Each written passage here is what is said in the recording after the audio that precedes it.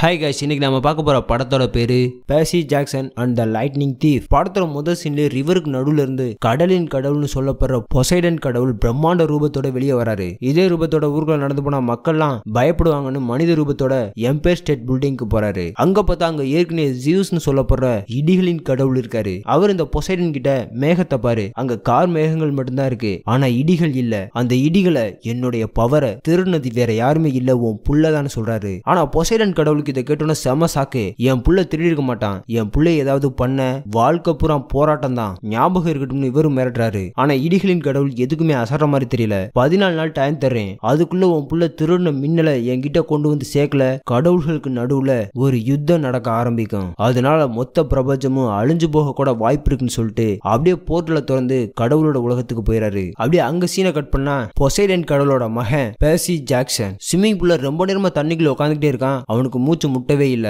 ஆனா ஹீரோவுக்கு நம்ம கடவுளோட பிள்ளைன்னு அவனுக்கே தெரியாது. ஆனா அவனுக்கு தண்ணிக்குள்ள இருக்கிறது மட்டும் ரொம்ப பிடிச்சிருக்கு. அப்படியே அவன் படிக்கிற ஸ்கூலுக்கு வர்றான். அங்க புதுசா வந்த இங்கிலீஷ் டீச்சர் ஒரு வேர்டை எழுதி போட்டு அதுக்கான அர்த்தம் என்னன்னு கேக்குறாங்க. நிறைய பேர் அதுக்கு பதில் சொல்றதா கை தூக்குறாங்க. ஆனா அவங்க குறிப்பா ஹீரோ கிட்ட தான் இதுக்கான அர்த்தம் என்னன்னு கேக்குறாங்க. ஆனா ஹீரோ போர்ட்ல இருக்க எழுத்தை பார்க்கும்போது அந்த எழுத்து அப்படியே அவனுக்கு மாறி மாறி மிதக்கிற மாதிரி தெரியுது. அவங்க என்ன எழுதிருக்காங்கன்னு இவனுக்கு சரியா தெரியல. அதனால என்னால முடியாதுன்னு சொல்லிடுறான். அதோட ஹீரோ அன்னைக்கு ஸ்கூல்ல முடிச்சுட்டு வீட்டுக்கு வரான். அவங்க அம்மா கிட்ட வந்து கேஷுவலா பேசிட்டு இருக்கான். அப்ப அவனோட ஸ்டெப் ஃபாதர் வீட்டுக்கு வராரு. அவர் வந்து ஹீரோ அம்மா கிட்ட எனக்கு பியர் வேணும், உடனே போய் ஃப்ரிட்ஜ்ல இருக்க பியரை எடுத்துடுவான்னு சொல்றாரு. அவர் எப்பவுமே பொறுப்பா நடந்துக்கிறதுனால ஹீரோக்கு அவர் மேல செம காண்டு இருக்கு. அவரை பிடிச்சு திட்டுறான். ஆனா அவரு இது என்னோட வீடு, நான் சொல்றபடிதான் எல்லாரும் கேட்கணும் அப்படின்னு இவனே மிரட்டிட்டு போறாரு. ஹீரோக்கு அவனோட அம்மா இவர் கூட தங்குறது சுத்தமா பிடிக்கல. வாங்க வேற இடத்துக்கு போயிடலாம்னு கூப்பிடுறான். ஆனா அவங்க அம்மா ஒத்துக்கிற மாட்டேங்கிறாங்க. அதனால இவனுக்கு செம காண்டா தான் இருக்கு. அடுத்த நாள் ஸ்கூல்ல இருந்து கிரேக்க கடவுள்களை பத்தி தெரிஞ்சுக்கிறதுக்காக அந்த கடவுள்கள் எல்லாம் இருக்க இடத்துக்கு கூட்டு போறாங்க. அப்போ ஹீரோக்கு எல்லாமே மாறப்போகுது, எல்லாத்துக்கும் தயாராயிரு அப்படின்னு ஒரு வாய்ஸ் கேக்குது. இவன் யாரான்னு திரும்பி பாக்குறான். அப்ப அங்க பார்த்தா பொசைடன் கடவுள் நின்றுகிட்டு இருக்காரு. இவனுக்கு அவர் யாருன்னு தெரியாது. அதனால உள்ள போயிடறான். அங்க கிரேக்க கடவுள்களை பத்தி சொல்லிக்கிட்டு இருக்காங்க. ஹீரோ அதை பத்தி கவனிச்சுக்கிட்டு இருக்கான். அப்ப புதுசா வந்த இங்கிலீஷ் டீச்சர் ஹீரோ கிட்ட வா உங்ககிட்ட தனியா பேசணும்னு அவனை மட்டும் தனியா ஒரு ரூமுக்கு கூட்டு வராங்க. அவன் உள்ள வந்து என்ன ஏதுன்னு கேக்குறான். ஆனா டீச்சரே காணோம். எங்கன்னு பார்த்தா செம ஹைட்ல நின்னுகிட்டு இருக்குது. திடீர்னு வித்தியாசமா மாறி பறந்து வந்து இவன் கூட சண்டை போடுது. நீ மின்னல திருடிட்ட, மரியாதையா அது என்கிட்ட குடுன்னு கேக்குது. ஆனா ஹீரோ நான் அப்படி எதையுமே திருடலன்னு சொல்லிக்கிட்டு இருக்கான். ஆனா அதுவும் அவனை விடுற மாதிரியே தெரியல. அப்பதான் அவனோட ஃப்ரெண்டும் டீச்சரும் உள்ள வராங்க. இத பாரு, நீ அவனை விட்டுரு, இல்லன்னா உன்னை பீஸ் பீஸா வெட்டிடுன்னு சொல்றாரு. அதுவும் போட்டு ஓடி போயிருது. அது போனது ஹீரோ எந்திரிச்சு இப்ப நடந்ததெல்லாம் உண்மையா, உண்மையிலே நடந்துச்சா, அது பேர் என்னன்னு கேக்குறான். அப்ப அந்த டீச்சரு இது பேர் ஃபியூரி, அவங்க உன்னை கண்டுபிடிச்சிட்டாங்க, இனிமே உனக்கு இங்க சேஃப் இல்ல, உன்னை நாங்க கேம்புக்கு கூட்டிட்டு போறோம் அப்படின்னு சொல்லிட்டு ஏதாவது ஆபத்தான நிலைமை வந்துச்சுன்னா இந்த பவர்ஃபுல் வெப்பனை பயன்படுத்தணும் ஒரே ஒரு பேனாவை கொடுக்குறாரு. அவன் என்ன சார் வெறும் பேனாவை கொடுக்குறீங்க, இதை வச்சு என்ன பண்றதுன்னு கேக்குறான். ஆனா அதை அவரும் கேட்கல, அவனோட ஃப்ரெண்டும் கேட்கல. வேகமா அவனோட அம்மாவை சேவ் பண்ணணும் வான்னு ரொம்ப ஃபாஸ்டா கூட்டிட்டு போறான். ஹீரோக்கு ஒண்ணுமே புரியல, என்ன நடந்துகிட்டுன்னு கேக்குறான். அப்ப ஹீரோட ஃப்ரெண்டு நான் அவனோட பாதுகாவலர்னு ஒரு குண்டை தூக்கி போறேன், அது மட்டும் இல்லாம எல்லாத்தையும் உன்கிட்ட விளக்கமா சொல்றதுக்கு நேரம் இல்ல, வா போய் உங்க அம்மாவை காப்பாத்தலாம்னு கூட்டு போறான். இவங்க வீட்டுக்குள்ள போனா ஸ்டெப் ஃபாதர் அவர் ஃப்ரெண்ட் எல்லாம் கூட்டு வந்து பார்ட்டி வச்சுக்கிட்டு இருக்காரு. இவங்க அம்மா கிட்ட என்ன பீர் எடுத்துருவான்னு கத்திட்டு இருக்காரு. அப்ப ஹீரோ உள்ள வந்ததுனால அவனோட சண்டைக்கு போறாரு. ஆனா ஹீரோட ஃப்ரெண்டு அவரை மெயின்லி அடிச்சு ஆஃப் பண்ணிடுறேன், ஹீரோவும் நல்ல வேலை செஞ்சேன்னு சொல்றான், நான் தான் சொன்னல உன்னோட பாதுகாவலர்னு அப்படின்னு சொல்லிட்டு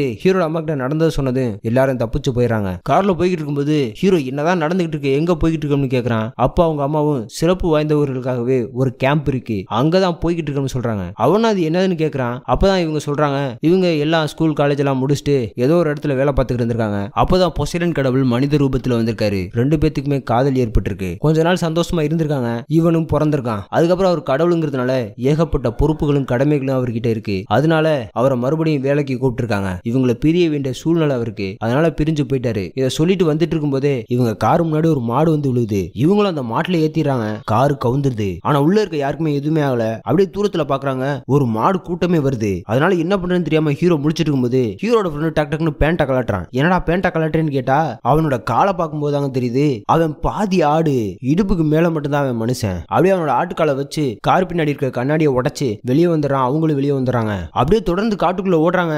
அப்போ ஒரு மிருகம் வந்து இவங்களோட காரையை தூக்கி இவங்க பக்கத்து வீசுது. இருந்தாலும் இவங்க உயிரை கையில பிடிச்சிக்கிட்டு இவங்க சொன்ன கேம்புக்கு வந்துட்டாங்க. அந்த கேம்புக்குள்ள ஹீரோ அம்மாவால மட்டும் போக முடியல, ஹீரோவால மட்டும் தான் போக முடியுது. ஏன்னா கடவுளோட குழந்தைகள் மட்டும்தான் அந்த கேம்புக்குள்ள போக முடியும், சாதாரண மனுஷங்களால போக முடியாது. அதனால அந்த விசித்திரமான கொடூர மிருகம் வந்து இவங்க அம்மாவை பிடிச்சிருது. அதனால இவனும் கேம்பை விட்டு வெளியே வந்து அவன் பேனாவை எடுத்து கிளிக் பண்றான். அந்த பேனால இருந்து ஒரு கத்தியே வருது. ஆனா அதுக்குள்ள அந்த மிருகம் அவங்க அம்மாவையே கொன்னுருது. இவனும் அந்த கத்தியை வச்சு சண்டை போடுறான். இருந்தாலும் அதை அடிச்சு அவனை மரத்துல சாத்திடுது. ஹீரோவும் எழுந்திருக்க முடியாம எழுந்துச்சு நிக்கிறான். அது அவன் முட்டத்துக்கு வரும்போது விளைகிறான். அது பக்கத்துல இந்த மரத்துல முட்டிடுது. அதனால அதோட கொம்பு அந்த மரத்துல மாட்டிக்குது. அது புடுங்க ட்ரை பண்ணும்போது மரத்துல மாட்டிக்கிட்ட கொம்பு உடஞ்சே போயிருது. ஹீரோவோட கத்தி கீழே விழுந்துருச்சு. அதனால அந்த கொம்பையை புடுங்கி அந்த மிருகத்தோட நெஞ்சில குத்தி சாவடிச்சிடறான். ஆனா ஹீரோவும் அதே இடத்துல மயங்கிடுறான். அப்படியே ஹீரோ மயக்கத்துல இருந்து எழுந்திருக்கிறான். ஹீரோட ஃப்ரெண்டு எப்படி இப்ப நல்லா இருக்கான்னு கேக்குறான். அது மட்டும் இல்லாம நீ 3 நாள் மயக்கத்துல இருந்தேன்னு சொல்றான். ஹீரோவும் எனக்கு கனவுலாம் வந்துச்சு, அந்த கனவுல உனக்கு ஆட்டுக்கால்லாம் இருந்துச்சுன்னு சொல்லிக்கிட்டே அவனோட காலை பாக்குறான். உண்மையிலேயே அவனோட கால் இருக்கிறத பார்த்து அப்ப இதெல்லாம் கனவு இல்லையா, உண்மையிலேயே எங்க அம்மா செத்து போயிட்டாங்களான்னு கேக்குறான். இவனு என்னை மன்னிச்சிரு, இதுதான் நடந்துச்சுன்னு சொல்றான். அப்படியே பேசிக்கிட்டே கொஞ்சம் வெளியே வராங்க.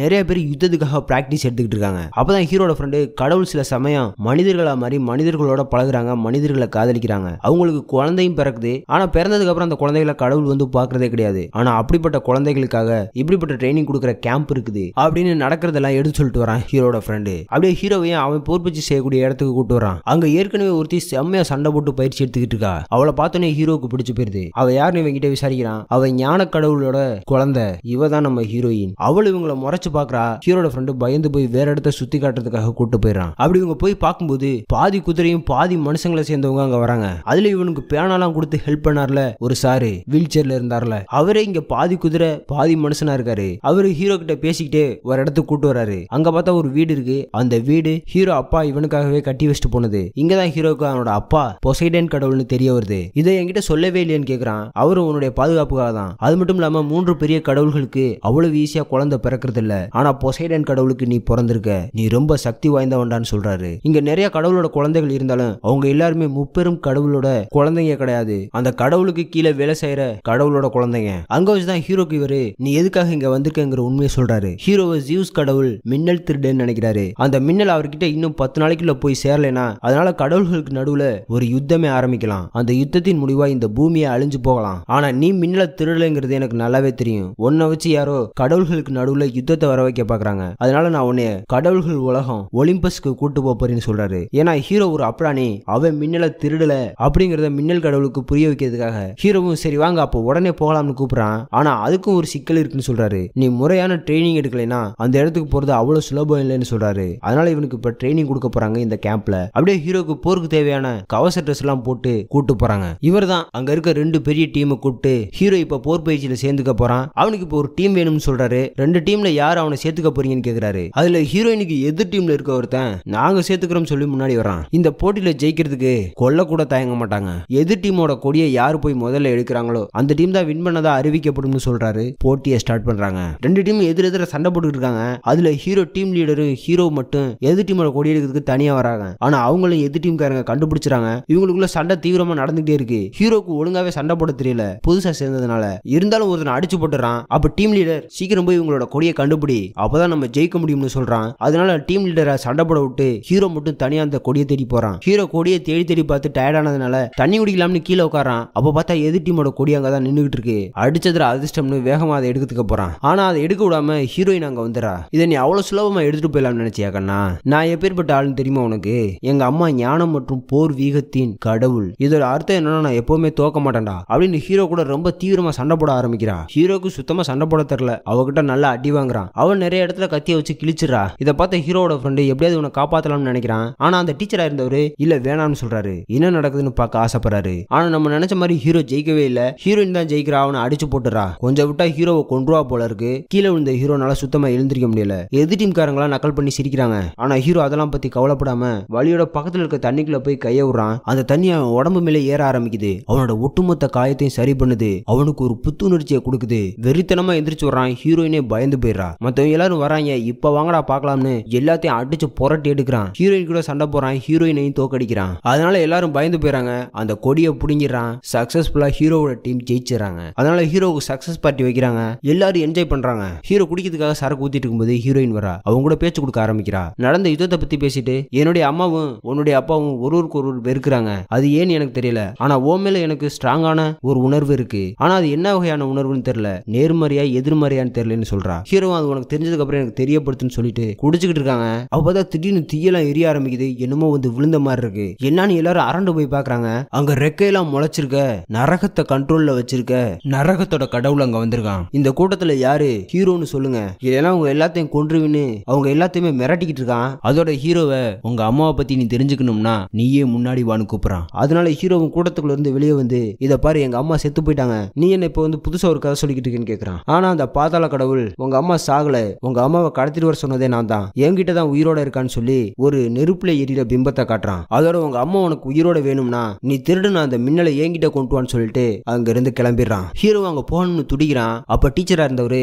இத பாரு நீ அங்க போக கூடாது, நீ போக வேண்டியது ஒலிம்பஸுக்கு தான், அங்க போய் இடிகளின் கடவுள் கிட்ட நீ பேரம் பேசு, அவர்கிட்ட நீ நிரபராதின்னு நிரூபிச்சதுக்கு அப்புறம் உங்க அம்மாவை பாதாளத்துல இருந்து மீட்கிறதுக்கு என்ன வழிகள் இருக்கோ அத்தனை நம்ம பயன்படுத்தலாம்னு சொல்றாரு. ஹீரோவும் சரி சரின்னு சொல்லிடுறான். அப்படியே அன்னைக்கு நைட் எல்லாரும் தூங்கிறாங்க. ஹீரோ மட்டும் தனியா எதிர்த்து அவங்க அம்மாவை காப்பாத்துறதுக்காக கிளம்பி போறான். அவன் போறதை பார்த்துட்டு அவன் பின்னாடியே அவனோட ஃப்ரெண்டும் வர்றான். இதை பாரு நான் மட்டும் எங்க அம்மாவை போய் காப்பாத்திக்கிறேன், நீ வேணாம்னு சொல்றான். ஆனா அவன் கேட்கற மாதிரி தெரியல. கொஞ்ச நேரத்துல ஹீரோயின் இவனோட வந்து ஜாயின் பண்ணிடுறா. அவளை போக சொன்னாலும் அவளும் போக மாட்டேங்கிறா. அவங்க ரெண்டு பேரும் சேர்ந்து ஹீரோவை கன்வின்ஸ் பண்ணிடுறாங்க. அதனால ஹீரோவும் ஒத்துக்கிறான். சரி இப்ப நம்ம எப்படி பாதாள உலகத்துக்கு போறோம்னு கேக்குறாங்க. ஹீரோக்கு எப்படி போறதுன்னே தெரியல. ஆனா ஹீரோயினுக்கு யாரோ ஒரு ஆள் தெரிஞ்சிருக்கு, வாங்க போலாம்னு கூட்டிட்டு போறா. இப்ப அவ கூட்டு வந்திருக்குது ஹீரோ டீம் லீடர் கிட்ட தான் கூட்டு வந்திருக்கா. அவனு உங்களுக்கு என்ன வேணும்னு கேக்குறான். ஹீரோ இந்த மாதிரி நான் எங்க அம்மாவை காப்பாத்த போகணும், அதுக்கு பாதாள உலகத்துக்கு போறதுக்கு வழி தெரியுமான்னு கேக்குறான். ஹீரோயினும் உங்க அப்பா கடவுளோட தூதர் தானே, பாதாள உலகத்துக்கு போயிட்டு வரவர் ஒரு ஆள் தான், அவர் எப்படி போயிட்டு வராருன்னு உனக்கு தெரியுமான்னு கேக்குறா. இவன் எனக்கு எப்படி தெரியும், எங்க அப்பாவை நான் பார்த்ததில்ல, நம்மள யாருமே நம்ம அப்பாவை பார்த்ததில்ல, ஏன்னா கடவுள்களுக்கு அவங்கவுங்க குழந்தைகளை பார்க்க கூடாதுங்கிற சட்டம் இருக்கு.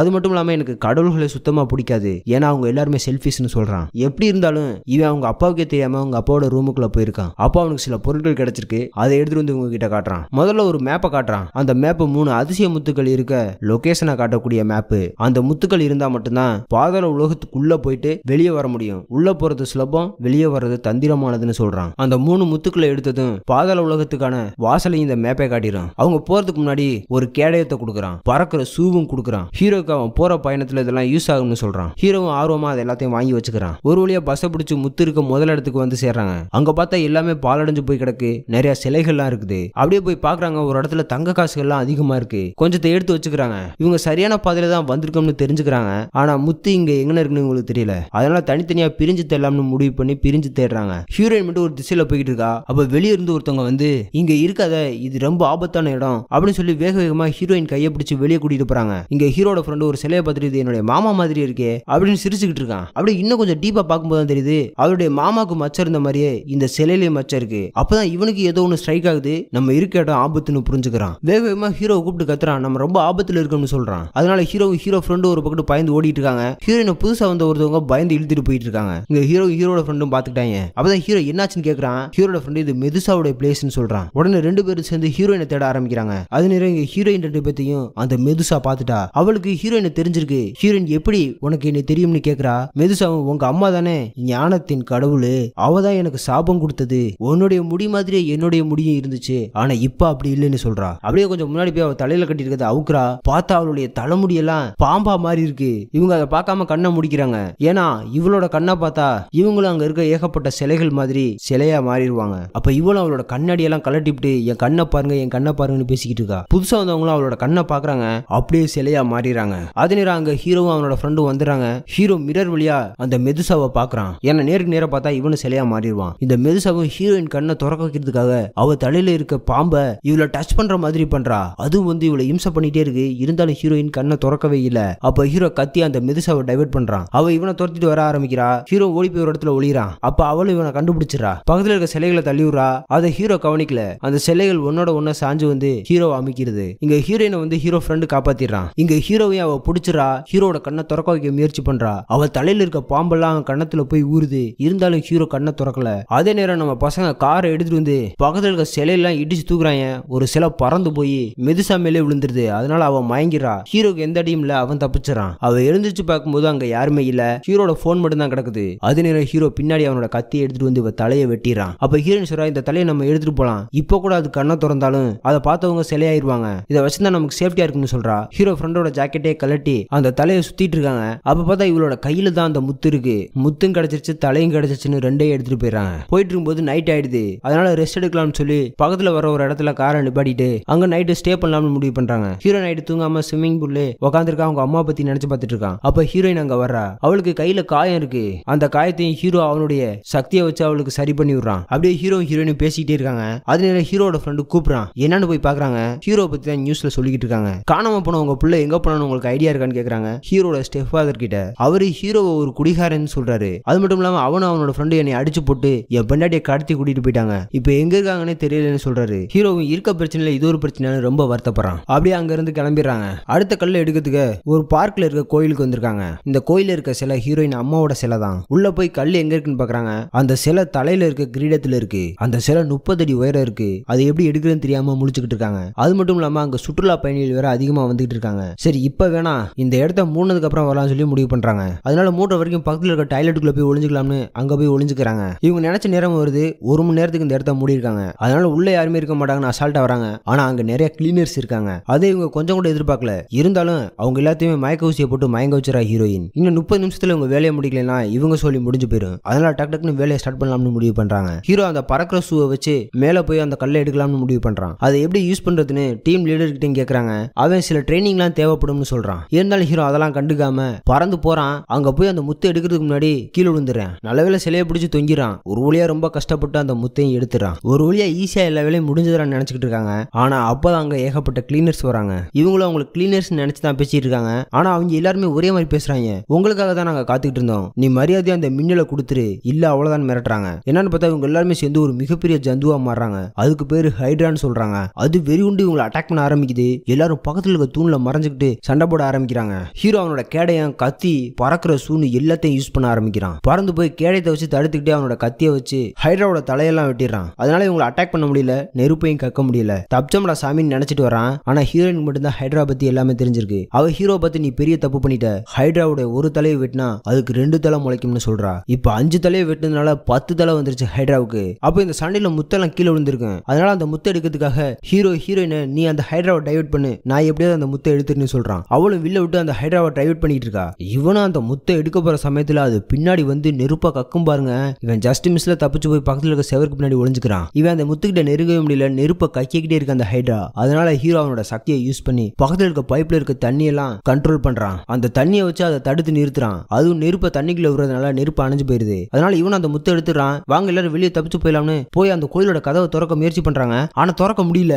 அது நெருப்பை கத்துக்க ஹைட்ரா பின்னாடி வந்துட்டு இருக்கு. அதனால ரொம்ப ஸ்மார்ட்டா யோசிச்ச ஹீரோட ஃப்ரெண்டு மெதிசாவோட தலையை எடுத்து கண்ணை திறந்து அந்த ஹைட்ரா முன்னாடி காட்டுறான். அதனால அது விடுற நெருப்பு கூட இவங்க பக்கத்துல வர மாட்டேங்குது. கொஞ்ச நேரத்திலே பார்த்தா அந்த ஹைட்ராவும் சிலையா மாறிடுச்சு. அப்படி நம்ம பசங்க எல்லாம் ஹோட்டல்ல உட்காந்து சாப்பிட்டு இருக்காங்க. அப்ப நியூஸ்ல ஐரோப்பா முழுக்க ரொம்ப புயல் மேகங்கள் சூழ்ந்திருக்கு. கடல்லாம் கொந்தளிச்சுக்கிட்டு இருக்கு. இயற்கை சீற்றங்கள் அதிகமாகிட்டு இருக்கு. ஆனா இதுவரைக்கும் எந்த உயிரிழப்பும் ஏற்படல. ஆனா மோசமான இயற்கை சீற்றங்களை சந்திக்க எல்லா நாடும் தயாராகிட்டு இருக்குன்னு சொல்லிட்டு இருக்காங்க. இதை பார்த்தோன்னா இவங்களுக்கு தெரிஞ்சு போச்சு கடவுள் எல்லாம் வாருக்கு தயாராகிட்டு இருக்காங்க அப்படிங்கிறது. அதனால இவங்களுக்கும் டைம் இல்ல.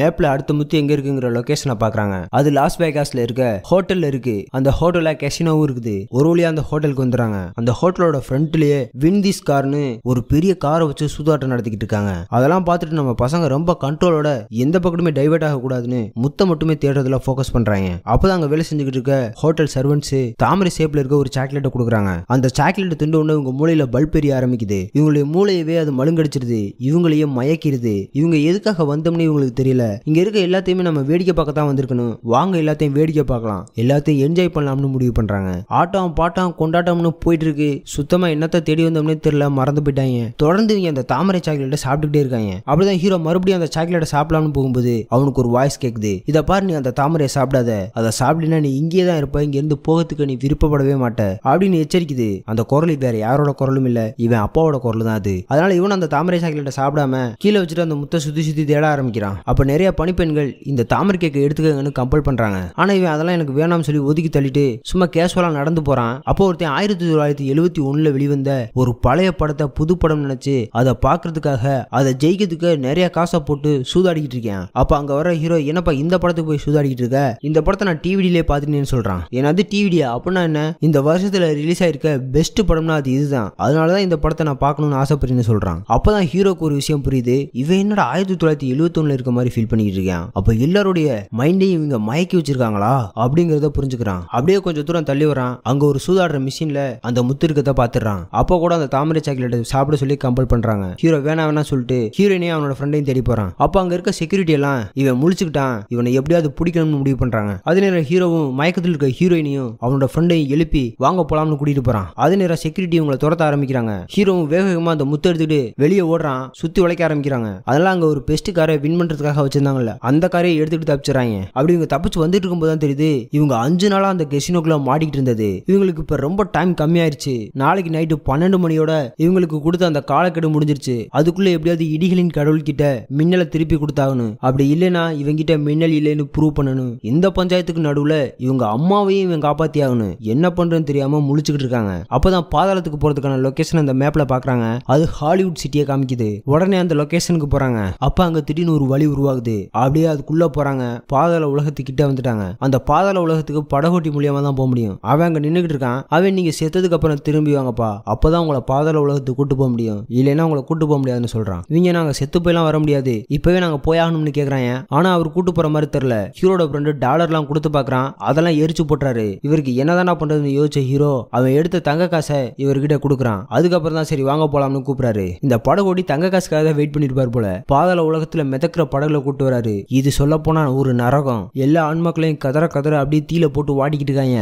இவங்களையும் அந்த கோட்டையில வந்து விட்டுட்டு போயிறாரு படகோட்டி. உள்ள வந்தோன்னு ஒரு வித்தியாசமான நாய்கள் இவங்களை கடிக்க பாக்குது. ஆனா நல்ல வேளை அங்க இருக்க ஒருத்தி வந்து இவங்களை காப்பாத்திடுறா. அவளுக்கு ஹீரோ ஃப்ரெண்டு மேல ஒரு கண்ணு வந்துருச்சு. இருந்தாலும் ஹீரோட ஃப்ரெண்ட் அதை பத்தி எல்லாம் கண்டுக்கல. அப்படியே இவளும் நம்ம பசங்களை பாதாள கடவுள் கிட்ட கூட்டிட்டு போறா. இவர் தான் ஹேடிஸ். 3 பெரிய கடவுள்கள்ல இவரும் ஒருத்தர். அவர் மனுஷன் மாதிரி இருக்க தோட்டத்துல பார்த்துட்டு ஹீரோட ஃப்ரெண்டுக்கு கொஞ்சம் ஆச்சரியமா இருக்கு. நீங்க இப்படி இருப்பீங்கன்னு கொஞ்சம் கூட எதிர்பார்க்கலன்னு சொல்றான். அப்ப அவரு திடீர்னு கொடூர உருவத்துக்கு மாறி இவங்களை பயம் காட்டுறாரு. அவங்க பயந்து கத்துறாங்க, மறுபடியும் நார்மலா மாறிடுங்க அப்படின்னு. அதுக்கப்புறம் தான் அவர் நார்மலா மாறி வராரு. ஹீரோ கிட்ட எங்க மின்னலை கொண்டு வந்தியா, அந்த மின்னலை குடுன்னு கேக்குறாரு. ஹீரோவும் இதை பாருங்க மின்னல் என்கிட்ட இல்ல, எங்க அம்மாவை காட்டுங்க அப்படின்னு கேக்குறான். இதை பாரு மின்னல் இல்லாம எதுக்காக இங்க வந்த நீனு, மின்னல் இல்லைன்னா வேலைக்காக தம்பி போயிட்டு வா அப்படின்றாரு. உங்க அம்மாவை நானே கொன்றுன்னு சொல்லிட்டு பக்கத்துல இருக்க ஒரு பொருளை தூக்கி போட்டு உடைக்கிறாரு. அதுல இருந்து அவங்க அம்மா உயிரோட வராங்க. அதை பார்த்தா ஹீரோ கையில வச்சிருக்க கேடயத்தை தூக்கி போட்டு அவங்க அம்மாவை போய் கட்டி பிடிக்கிறான். அப்ப அந்த கேடயத்துக்குள்ள மின்னல் மாதிரி இருக்கு. அதை போய் இவர் பாக்குறாரு. அதுக்குள்ளதான் அந்த மின்னல் சக்தி இருக்கு. இது எப்படி இதுக்குள்ள வந்திருக்குன்னு இவங்களுக்கே தெரியல.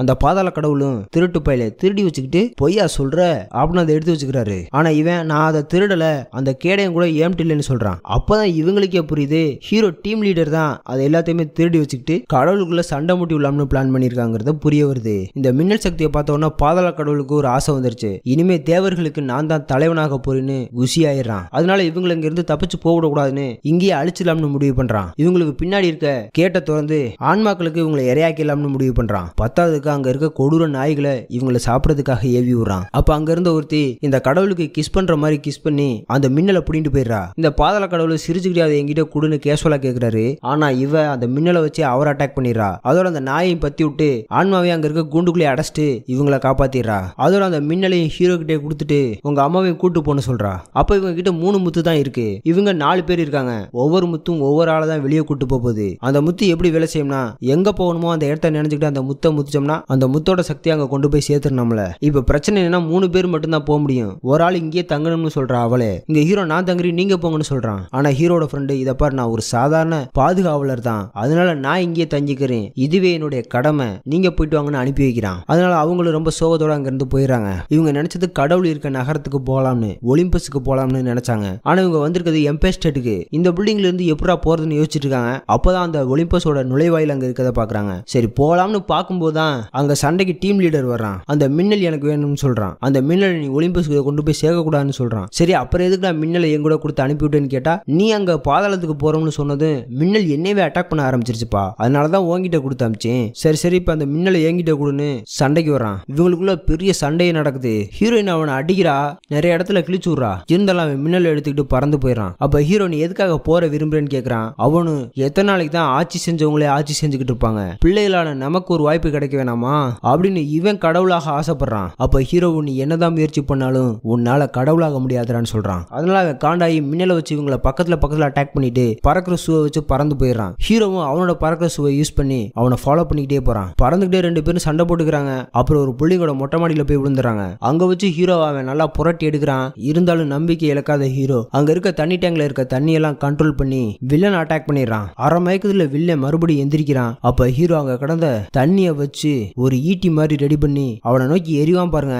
அந்த ஈட்டி அவனை தூக்கிட்டு போய் பக்கத்துல இருக்க ரிவருக்குள்ள போட்டுரும். இனி அவன் உயிரோட மேல வருவானான்னு தெரியல. அதோட ஹீரோ அந்த மின்னலை எடுத்துக்கிட்டு லாஸ்ட் 2 நிமிஷம் டயர் இருக்கும்போது ஒலிம்பஸுக்குள்ள போயிடறாங்க. ஹீரோ அம்மாவால லிஃப்ட் விட்டு உள்ள வர முடியல. இவங்க மட்டும் தான் கடவுளோட உலகத்துக்குள்ள போறாங்க. இங்க ஒலிம்பஸோட கோட்டைக்குள்ள கடவுளுக்குள்ள 2 டீம் உருவாயிருச்சு. ஒருத்தருக்கு ஒருத்தர் வாய் தகராறு பண்ணிக்கிறாங்க. அப்ப இடிகளின் கடவுள் கூட எதையுமே நம்ம நிறுத்த முடியாது, இன்னும் கொஞ்ச நேரத்துல யுத்தம் ஸ்டார்ட் ஆக போகுதுன்னு சொல்லிட்டு டயத்தை பாக்குறாரு. டைமும் வந்துருச்சு, யுத்தம் ஸ்டார்ட் ஆக போகுதுன்னு அறிவிக்க போற நேரத்துல ஹீரோயின் அங்க வந்துடுறாங்க. இல்ல வேணாம், எங்க கிட்ட மின்னல் இருக்கு, இதை எடுத்துக்கங்கன்னு சொல்றாங்க. மின்னலை இடிகளின் கடவுள் கடவுள்கிட்ட கொடுத்துட்டு இந்த மாதிரி மின்னல் நான் திருடல, டீம் லீடர் தான் திருடுனா அப்படின்னு போட்டு கொடுத்துறான். அது மட்டும் இல்லாம அந்த இடிகளின் கடவுள்கிட்ட ஒரு ரெக்வஸ்ட் வைக்கிறான். இந்த மாதிரி என்னுடைய ஃப்ரெண்டு பாதாளத்துல மாட்டிக்கிட்டான், அவனை காப்பாத்துங்கன்னு. சரி நான் அதை சரி சொல்லிட்டு அவரும் போயிறாரு. அந்த சபையை கலைஞ்சு போயிருது. அப்போ பொசைடன் கடவுள் நான் இந்த ஒரு தடவை நான் என் மெஹங்கிட்ட பேசிக்கிறேன்னு அவர்கிட்ட அனுமதி கேட்கிறாரு. அவர் ஒரு தடவை பேசிக்கலாம்னு அனுமதி கொடுக்குறாரு. அப்படியே அப்பனும் பிள்ளையும் ரொம்ப உருக்கமா பேசிக்கிறாங்க. பொசைடன் கடவுளும் நான் உங்க கூட பேசலைனாலும் என்னோட சப்போர்ட் என்னைக்குமே உனக்கு இருக்குன்னு சொல்றாரு. ஹீரோ அங்க இருந்து வந்துடுறான். ஹீரோட அம்மாவும் ரொம்ப சந்தோஷமா